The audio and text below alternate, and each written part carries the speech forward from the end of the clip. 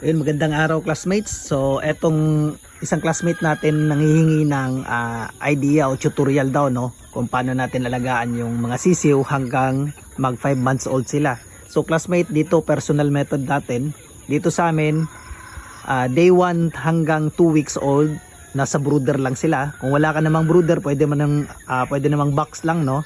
Lagyan lang natin ng ilaw para suporta sa init. At pagka 2 weeks na sila classmate, sinasanay na natin sa lupa. Nilalagay ko na sa silong, o kaya naman yung may barn ka, pwede. O kaya naman pag wala, yung mga cage lang, no, pwede na yan, yung mga cage na yung mga ganyan.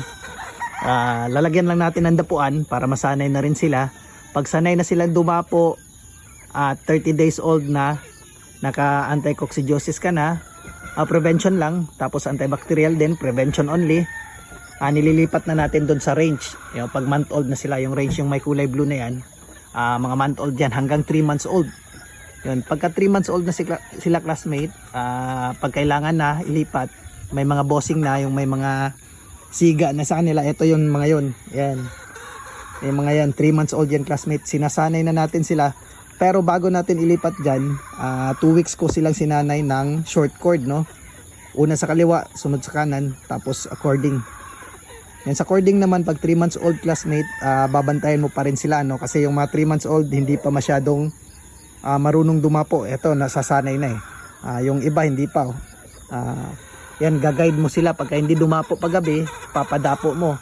Minsan din, hindi yan sumisilong pag ulan. At pati pagka mainit masyado, hindi rin yan sumisilong. Kaya gaguide mo sila. Pero continuous pa rin yan, classmate, no? Hanggang, hanggang stag na yan, mga yan, dyan.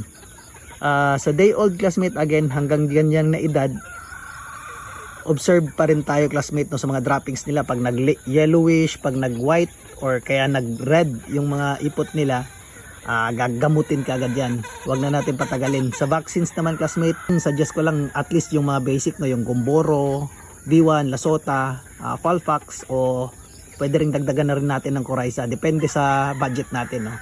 Kasi depensa na rin yan. Mas mahirap din pagka nagkasakit sila lahat.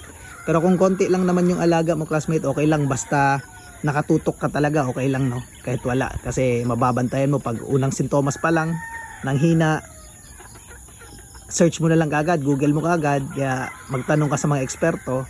Marami namang nagsishare ng mga idea kung paano sila gamutin. So sa pag-aalaga, walang problema. Lalong lalo na kung hilig mo talaga. Ang problema lang dyan yung financial. Yung classmate, madali lang po mag-alaga, no. Talagang medyo required lang talaga yung oras. Kailangan mag-focus din tayo sa pag-aalaga. Hindi pwedeng nag-alaga ka lang dyan, patukayin mo lang, hindi mo natitingnan. So yun classmate, happy gameful keeping.